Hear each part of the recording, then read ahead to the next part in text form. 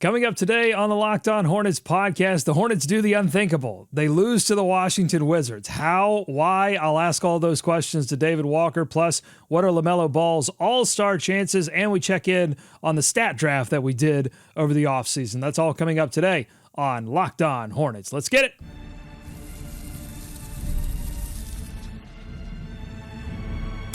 You are Locked On Hornets, your daily Charlotte Hornets podcast.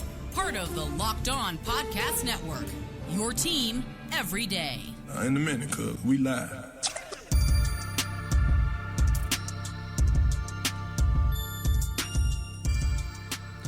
Welcome in to Locked On Hornets. Thanks for making us your first listen every day. We are part of the Locked On Podcast Network, your team every day. Today's episode is brought to you by Game Time. Download the Game Time app, create an account, and use code Locked On NBA for $20 off your first purchase. We also have a free and daily newsletter. Go to lockedondaily.com to sign up for that. I'm Doug Branson. You can catch my work on everyhornetsboxscore.com. You can join the Sicko Brigade and text me directly at joinsubtext.com/Locked On Hornets. I'm joined today by David Walker, my friend, my original co-host, my cohort on everyhornetsboxscore.com. Walker Mail out today. He'll rejoin us next week. David, how you doing? I'm good. I'm bundled up over here, Doug. This is this is to represent how cold the Hornets were from 3 last night. Well, not just last night, and we have to keep laughing, or otherwise we'll cry. That's not right. just last night. They've been cold from 3 over the past 3 games. I tweeted, I don't know what you do on Blue Sky anymore, but I posted that over the last 3 games, on 127 attempts, they're 22%. They've only hit 28 threes on 127 three-point attempts. It has been awful, and the Hornets lose this game 123-114 to the Washington Wizards in D.C. They shoot 8 of 43 from 3. LaMelo Ball did score 34 points, but he was 3 of 18 from 3. Also had 13 assists in that game, but not much good shooting elsewhere. You did the game notes for Every Hornets box score. What were your major takeaways from this loss?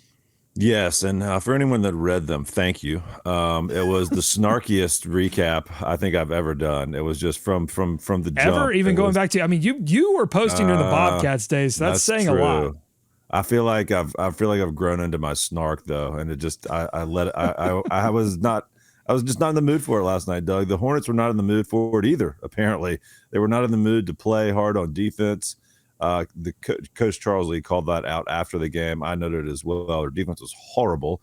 It let a really poor offensive team in the Washington Wizards get off for over 120 points. So that was just Doug, you could hear a pin drop in that game the entire way. There was no energy in the building. That was the least home court advantage game you'll ever see in your life, and the Hornets just could not take advantage. Neither team. And it was in D.C. Yeah, let's mention it wasn't even in Charlotte. It was in D.C. Right. This was just low energy. They had no interest in playing defense. The shots weren't falling, and that seemed to affect their overall game. But yeah, I mean, the one bright spot was LaMelo was able to have a big game without the threes, right? I mean, had 34, I think. You mentioned the 13 assists. So was able to get scoring done away from the three-point line, got to the free throw line a good bit, and was able to get that floater going. But, I mean, good Lord. Everything else was just a total disaster. No one was interested in trying to stay in front of their man at any point. And then the Wizards, had runs from Alex Sarr. Corey Kispert went on a personal 8-0 run at one point. So, it was just a house of horrors, and I feel sorry for anyone that watched.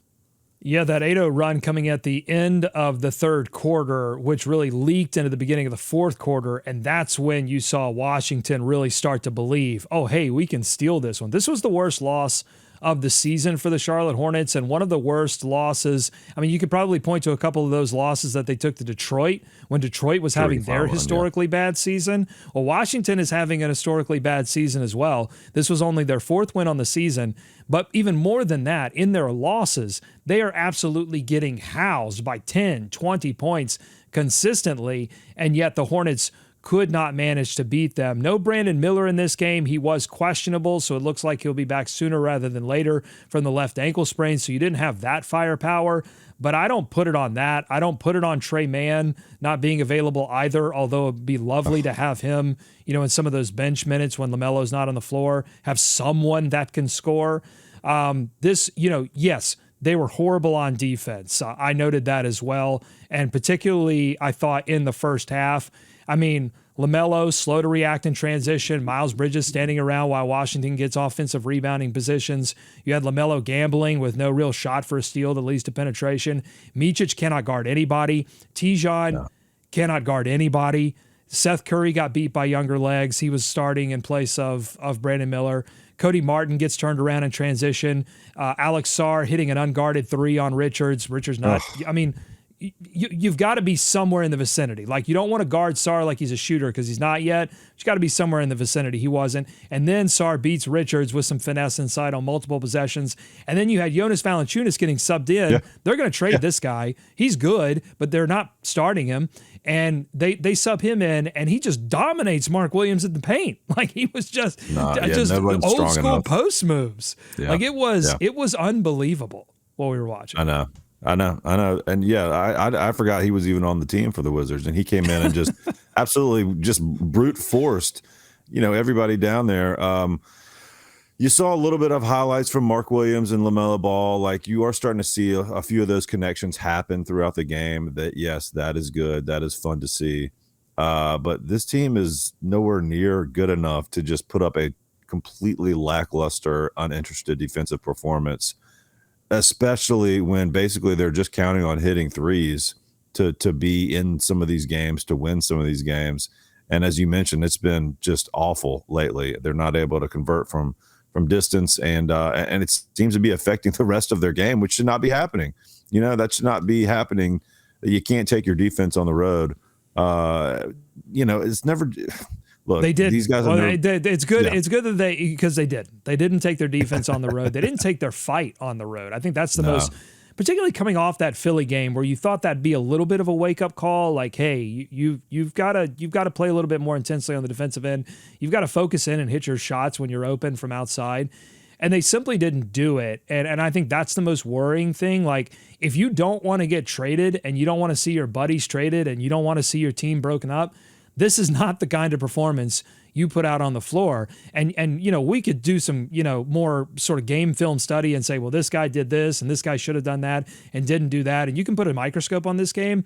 But I think, honestly, like, macro level, you see all you need to see just watching the game. The vibes are not very good. On the bench, on the floor, guys look defeated. Guys look tired, even though they've had tons of rest.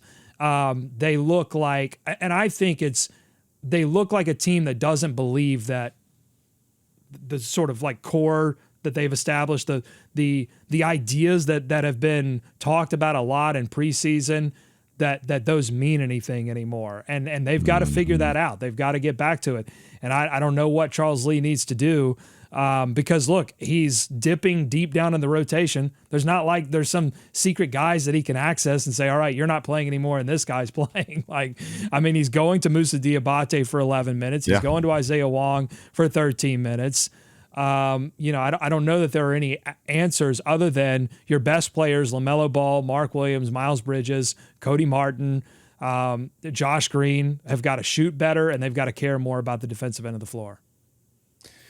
Yeah, I do wonder, you mentioned this earlier in the week, if that little layoff, just either, I don't know, put them to sleep. The layoff they had around like the Emirates Cup and all that, if it got them out of their groove, if you can even call it they were in a groove, they're getting guys back. It's just there's no cohesiveness at all. And maybe they'll get Brandon Miller back tonight, which should help, but they're playing Philly again. They're playing in Philly. What we thought getting healthier would help their talent level.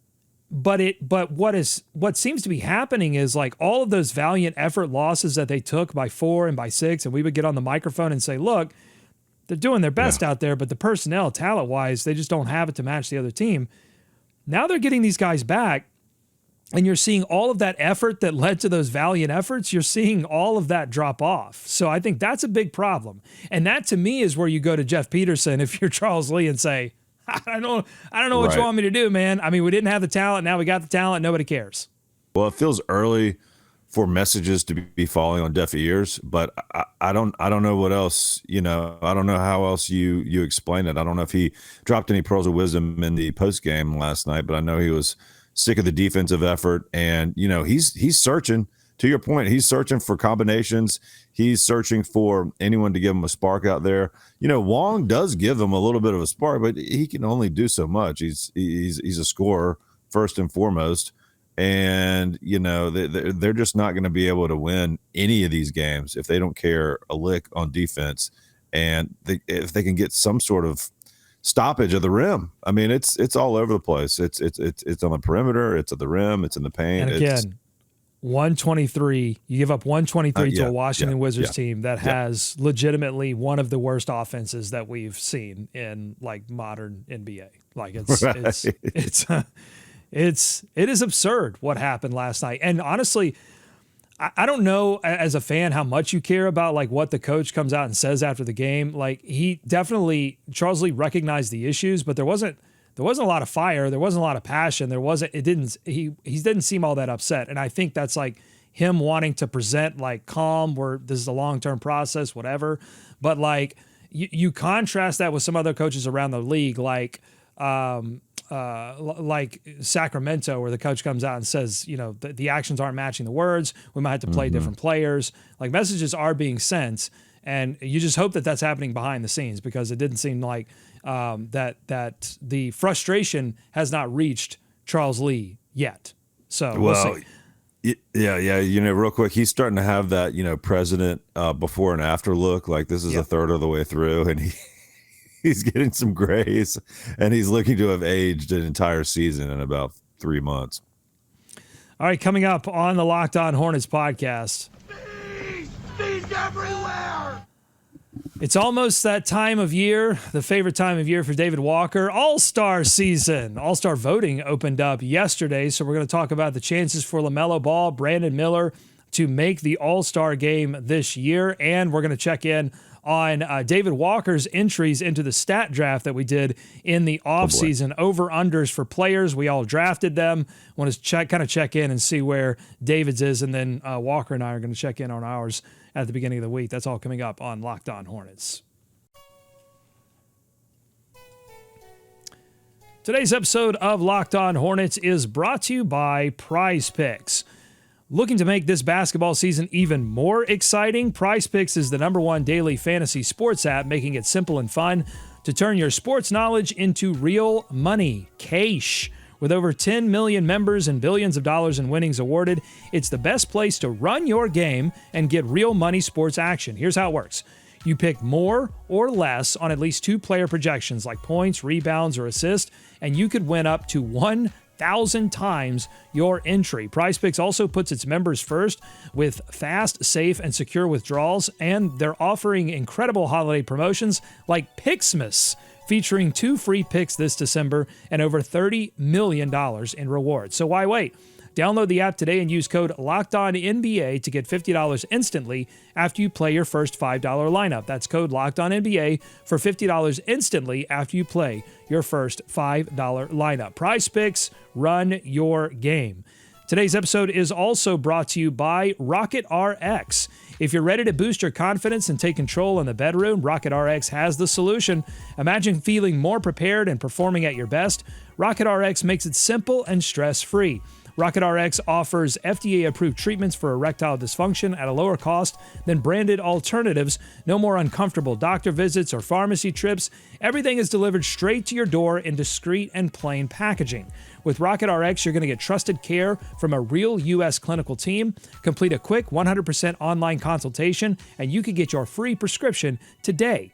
Visit rx.com to get started now. It only takes 2 minutes. Right now, our listeners are going to get 40% off your first order when you use code LOCKEDONNBA. All one word, LOCKEDONNBA. That's rocketrx.com, code LOCKEDONNBA for 40% off your first order. Terms and conditions apply. Rocket RX, better sex, made simple. More Locked On Hornets ahead.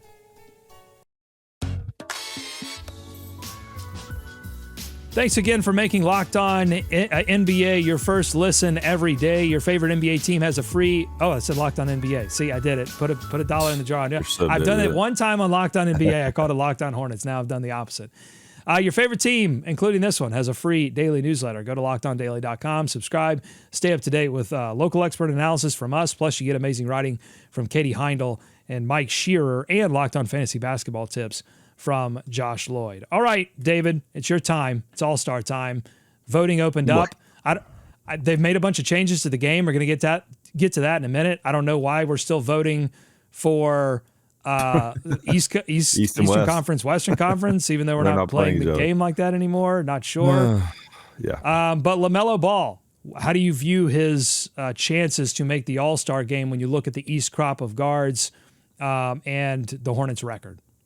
Yeah, that's the killer. The Hornets record, I don't even think the games played, are really going to hurt him. He's played 20 games. Respective guys have played 27, 24, 24. Just kind of going down the list here. The wins are going to kill him, but, the numbers he's putting up are eye-popping. That's why he's in the conversation. He's been in the NBA larger conversation a lot of times this year as well. Because, Doug, he's one of only, 4 guys averaging 30 points, and that's more than Luka, Tatum, Anthony Davis, Anthony Edwards, De'Aaron Fox. It leads the East guards. Like, his 30.4, it's more than Damian Lillard, 25.7, more than Tyrese Maxey, 25.1, Cam Thomas, 24.7. Right. Now, some of these guys, Jalen Brunson, 24.6, Darius Garland and Donovan Mitchell. That's kind of the interesting story, right, is that the guard crop – It's not that it's necessarily weak, but you have Cleveland, one of the better guard teams in the NBA, because Boston's all that forwards, right? So you've got one of the best guard teams in the NBA in Cleveland, but Darius and Donovan sort of taking a little bit of each other's stats. So This will be a really interesting test case for NBA fans. Are they going to vote the guy who is going to be at the top of the ballot? Because if you go to NBA All-Star voting, they sort the ballot by scoring, I think. Is it by fantasy points? No, it is by total scoring. So LaMelo Ball is going to be at the top of the ballot. Yep. But are people going to go, yeah, but the Hornets stink, so I'm going to vote Damian Lillard because the Bucks are trending up. I'm going to vote Jalen Brunson because the Knicks' offense is the best in the league. I'm going to vote Darius Garland, Donovan Mitchell because Cleveland is wrecking teams right now, and in part because those two are awesome. Yeah, here's the thing. When you look at that, right, and you just scroll down on the app here, he's going to have a couple things in his favor. One, the Sixers stink too, right? Maxey's awesome, but they beat the Hornets. but it's not like those wins are going to help him a whole lot. Cam Thomas is, maybe the most empty points guy in the league, but he's getting better this year. He's better this year. This isn't, we're not doing Locked On NBA here, but Cam Thomas is better this year. Right. And they're playing tough. That's a feisty team too, and he's putting up numbers. I think Brunson's always going to get a huge swath of fan votes just from the New York of it all. And so you're going to have some interesting things. The thing that this season reminds me of for LaMelo with these eye-popping numbers is like a Trae Young appearance several years ago, when the Hawks, or, kind of anytime he's gotten in, the Hawks haven't been world beaters, but Trae's always put up big numbers and kind of found a place in this game. I just think, honestly, if you look at that 30 points, it's 5 points better than any of these other guards. And, I don't know where it comes down. I don't know how much of the fan vote. It doesn't seem like the fans usually give him a huge boost. Oddly enough, we always look for the LaMelo stance to get in there and pump up the numbers a lot for the fan vote. It doesn't seem to happen, but I think he's going to find his way in just because 30 points is a real thing in the NBA. There's only 4 guys doing it, right?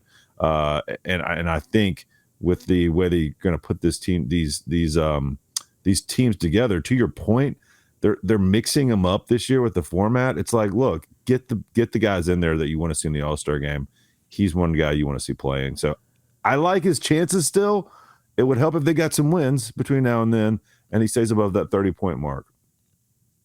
Yeah, well, I like his chances too, but not in the voting. He hasn't been a strong vote getter in his years. Right. If the Hornets had made the playoffs and he was featured in a 7-game series once in his career already, I would give him a shot, because I think fans would look at that and say, he's putting up awesome numbers. The team is bad, but it's not his fault because I've seen him perform at the highest on the best stage, and he's played well in those situations. But fans have not gotten, and I'm talking about like casual NBA fans that are gonna make up the bulk of this voting, that aren't like hardcore Hornets fans. Like as a Hornets fan, there's just no reason. Like go vote for LaMelo Ball. He's been the best player on this team. His numbers are ridiculous: 30 points a game, 7.5 assists, 5 rebounds. Those are all-star level numbers. He should be on this team. But the question is, if he doesn't make the top 2 guard vote, the starter vote, then the coaches get involved. Then it's like, okay. And the players, right? And the players, and they're going to look at this and say, the Hornets, it's not that they're bad, it's that they stink right now. Yeah. That's going to hurt them. Now, what I think probably is going to happen is he's going to miss the vote, and then the coaches. the issue, though, is that the East guard crop is weak, so he might sneak in the coaches' vote, but I think there's going to be some injuries, and it's going to be very similar to his, which is ridiculous because his numbers are so much better than his first All-Star thing, or his first All-Star appearance. But I think he might back in on an injury vote again by Adam Silver. I know. It's just how do you break this down, right? Because a lot of times the coaches reward wins more so than maybe the fans do. So, and then like for a lot of years, you felt like the players, weren't the biggest LaMelo fan. That seems to be shifting a little bit to me. But who knows? I mean, they know the stuff that he's doing. Now, here's an interesting point. You got guys on other teams practicing the one-legged LaMelo 3, on video. Yeah. Like, I think there is some appreciation growing, bubbling beneath the surface, perhaps, for a little bit of player support for LaMelo, and they see what he's doing. Does Charles Lee get some sympathy votes in there from guys around the league to get a guy in there for him? So you certainly want him in there. He does deserve to be in there. I think the numbers are going to be too eye-popping to deny him totally. But yeah, it's kind of like we need Steve Kornacki out here to kind of find his path. I'm telling you, dude, it's going to be super. It's going to be super interesting because he's at the top of the ballot. And there is, I think, a strong, like when you're voting, maybe you're a West Coast NBA fan and you haven't been paying too much attention to what's going on in the East, and you go to the ballot and you go, LaMelo Ball, 30 points per game. He's at the top of the ballot. Boom, just click. You know what I'm saying? There's going to be a strong, but how strong is that versus the fans that Cleveland, I mean, people, but again, those casuals still know like Cleveland is at the top of the Eastern Conference standings. I should probably go and vote for more of the players that are in the top of the standings. So it gets super interesting. All right, let's. I want to hear your All-Star changes thoughts because you are our resident All-Star expert. So let's do that on the other side. Plus, we're going to check in on the stat draft that we did over the offseason. You had Brandon Miller points per game over, LaMelo Ball turnover under, LaMelo Ball 3-point percentage over. We're going to check in on all those coming up on Locked On Hornets. Today's episode of Locked On Hornets is brought to you by FanDuel. Get ready to tackle the NFL action with FanDuel, America's #1 sportsbook, because right now, new customers can bet $5 and get $150 in bonus bets if you win. The FanDuel Sportsbook app gives you everything you need to place live bets on the NFL all in one place. So when you get that hunch in the middle of the game, you can check out the latest stats, view live play-by-play, and so much more on the same page where you place your bets. Just visit FanDuel.com to join today. You're going to get started with $150 in bonus bets if you win your first $5 bet. That's FanDuel.com. Never waste a hunch and make every moment more with FanDuel, an official sportsbook partner of the NFL. We're Locked On Hornets ahead. Thanks again for making us your first listen every day.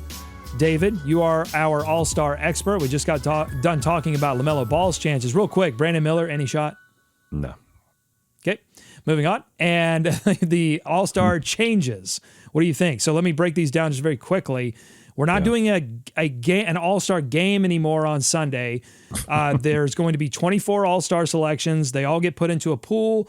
The guys from inside the NBA are going to draft those into 3 teams of 8. And then there's going to be a 4-team tournament, the 4th team consisting of the winner of the Rising Stars Challenge. At 4 teams, 2 rounds, games to 40, and eventually an all-star team champion will be crowned. Yeah, they've been forced to do this to gimmick this thing up so that people will actually try hard. That's the most disappointing thing for me as someone who just kind of always enjoyed those Sunday matinee NBA All-Star games where at least they played, 75% most of the game and locked in maybe in the fourth quarter. Obviously, that's just gone out the window. It is what it is. We can complain about it all they want, but Adam Silver's trying to mix it up. I do kind of think putting the rising stars who are not all-stars basically in the all-star game, as it were, is interesting. My guess is it'll make it a little more competitive. There's a larger cash purse, I guess, this year for the winning teams. The problem is, dude, when people are tuning in, they're gonna be like, "What the hell? What is going on? I thought this was the All-Star game. This is a bunch of pickup games going back and forth to 40." So I think that's the problem. There's a lot of talk about dipping ratings and trying to spice things up. So, these things seem to have like a 1-year effect. I think the game was in Charlotte that year. They tried the Elam ending, and it seemed to give some extra juice to the end of that. But that's gone out the window. I can't blame them for trying to mix it up and get these guys to play hard. And we could get rid of it altogether. What do you want them to go back to East West? Do you want them to get rid of it? It's such a big event. It's such a big. It's a historic event. It's a celebration of the league. I'm kind of with you. I mean, thank God they kept the Ruffles NBA All-Star Celebrity Game. I'd hate to get rid of that one. What are we doing? Well, it's a celebration of the league, but again, you don't do East Conference versus West Conference anymore. You're not. You're going to do these teams that aren't really teams. It's odd for sure. I think the sneak thing that could make this competitive is the 40-point limit on the games, because I think a lot of times you went into the All-Star game and people got upset at the scores being so massive, and it was like a game of whose line is it anyway? The points didn't matter. So I think the points actually will matter. Like, you will have a winner and a loser at 40. And I don't think the money matters at all, because these guys already make a ton of money that are getting these all-star bids. The money matters in the NBA Cup because you have guys like Giannis playing for the guy at the end of the bench that's, the two-way player, right? Who's not making much money, giving that guy $500,000. That's what makes the NBA Cup a little bit more competitive money-wise, but it doesn't really have an effect on the All-Star game. I'm with you, though. It's worth a shot to try to change it. I think these changes are best viewed not as a way to make it more interesting, but as Adam Silver's way of just punishing the players. Like, all right, You don't want to play one. Totally. You don't want to try hard in one game. How about 2 games? How about we're going to play 5 games? I know. It has worked in the Rising Stars side. I mean, they did this, right? They brought in a G League team and they split them up. And so there is some competitiveness in that. Maybe that will inject a little competitiveness when these young guys, Rising Stars, go out against the older guys. I can see the older guys coasting for, the first 35 points or whatever. and if the young guys get out on a lead, it could be interesting. It's just, from a historical perspective, if you want to be an all-star historian, this kind of ruins it, any record books or historical look. But it's just where we are right now. It's just where we are. They want to preserve the all-star. They want to preserve those all-star eyes. They want to have something to celebrate. And worth a shot. And hopefully it'll be a fun way to spend a Sunday night. But we'll see. They need to take my suggestion. Floor is lava. There's no better motivator than trying to stay alive. And so different portions of the floor are going to be lava. You have to avoid them. And listen, there's no better way to rocket your team up the standings than to submerge an opposing team's best player into molten hot lava. Sure. You could do sharks. I think you could get some water with in there lasers too. On their heads. Yeah. Yeah. Oh, all-star. All right, let's check in on your stat draft that we did over the offseason. So you, Walker, and I, we drafted up over-unders for the team, and we said we would check back in on these through the season. So here we are with an opportunity to do so. David, I'm going to read yours off very quickly, and then I just want to know which ones you're feeling well, I know there's one you're feeling great about, but which ones you're feeling a little bit nervous about. So Brandon Miller, you had points per game over. Last season, 17.3. This season, 21.2. You've got LaMelo Ball turnovers under 3.8. Right now you're losing that one. He is averaging 4.3 turnovers per game. This is the one you're feeling great about because you've already won it. Seth Curry, games played over 8. That's a sham. I should have made you re-choose that. I regret that. So you've got that one in the bag. LaMelo Ball, 3-point percentage over 35.5. Right now, you're losing that, 34.4. Miles Bridges field goal attempts under 17.5. You are winning that at 14.1. So you're losing 2 of these right now, LaMelo Ball turnovers and LaMelo Ball 3-point percentages. So both your ball picks struggling right now. What do you think about that? Are you nervous? Yeah, I don't think those are going to go in the right way for me. He's going to keep jacking them up. And, it'll go up. It won't be as bad as it is right now, but it's going to take a long period of just hot shooting over several weeks, I think, to yank that percentage back up over the course of the season. And now the turnovers, I think, are going to do the same. You forgot the one that I was most excited about, and that was that the Hornets would be playing in Las Vegas. And they won 0 games. Yeah, that didn't happen. So if you can cancel out my Seth Curry prediction with that one because I don't think I'm going to win that one. We had a question from Haley in the Sicko Satchel that she wanted to know the best shoes that you saw in that game against Philadelphia. You had some nice seats for that. You had some close-up views. I saw you on the television. So did you get a good look at some shoes? What were the best ones you saw against Philadelphia? I'm glad you mentioned that because I need to send a heartfelt shout out to friend of the program, our friend, longtime listener, buddy of the program. He's given us both a shot at some excellent seats, and I could not appreciate it more. These were insane seats, basically on the bench. Basically, I was in the huddle. I was helping the team monitor the replay. I saw you rubbing Kimba's shoulders. He seemed to enjoy it. Kimba, sunflower seed guy. Didn't see that coming. Whoa! Oh my guy! Wow, kindred spirit. And now I don't eat them during the winter. That's psycho. Like those get broken out in the spring through the summer. Once the leaves start to turn brown, I put the sunflower seeds away. A little peek behind the curtain in there for you guys. So thank you very, very, very much. Early Christmas present there. Awesome seats there. Shoes. Paul George is wearing the GT Cut Academy, I believe. It's a fairly general release shoe. I guess it's not even his signature shoe anymore. And it's, I don't think it's like a special makeup or a collab or anything. I just like the way it looks. It's got like a bold red kind of upper and a white tongue, and it just looks sharp on the court. LaMelo's always got some interesting shoes. I saw a preview of his next shoe, by the way. Well, I'll send that to you after the show. I'm not sure that's ready for prime time, but he's always got some cool stuff. But I did like Paul George's. They were just some regular, Nike GT Cut Academy. I think it's actually a pretty good basketball shoe if anyone out there is still Christmas shopping. So yeah, that was my pick, man. I liked it. Well, here, I'll show you. I'm going to keep talking because Doug went over to grab something. No, well, I wanted to show you my newest fit since we're talking shoes. These are the Stitch Fix ones, meaning the ones that came in the mail from Stitch Fix. Sure. So this is my shoe game, is whatever the magical elves send me in the mail.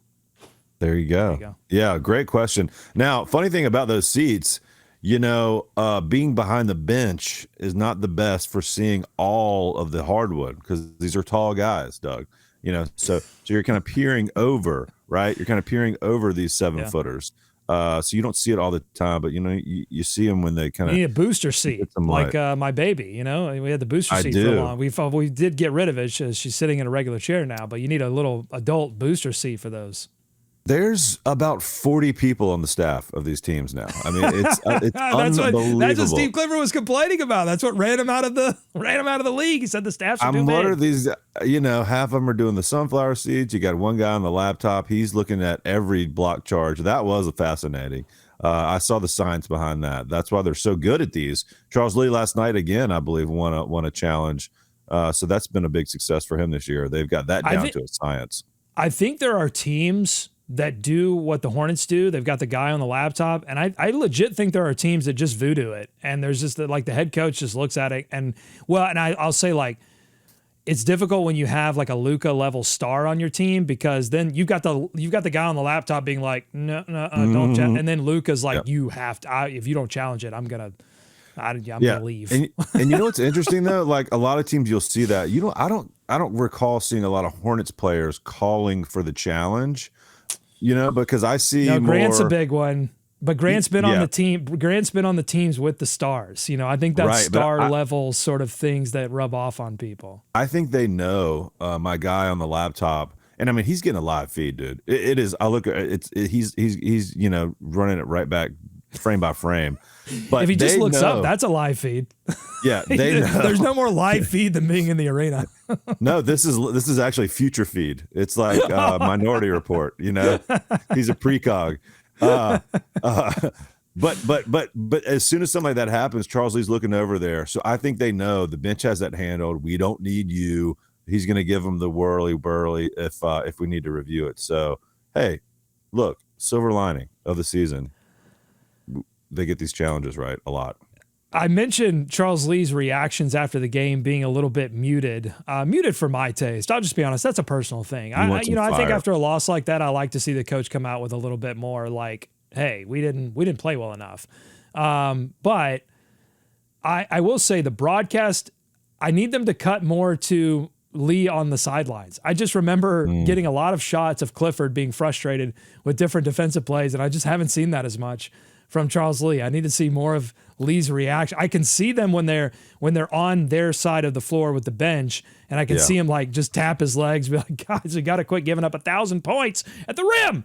But I would like some more close-ups. FanDuel Sports Network. Yeah, well, look, keep an eye out for this reaction. It's staring off into the abyss. I saw that one. I saw that one. I saw that one quite a bit up close. If you had a live feed in my home, that would have been my reaction pretty much the entire game. All right, this has been fun.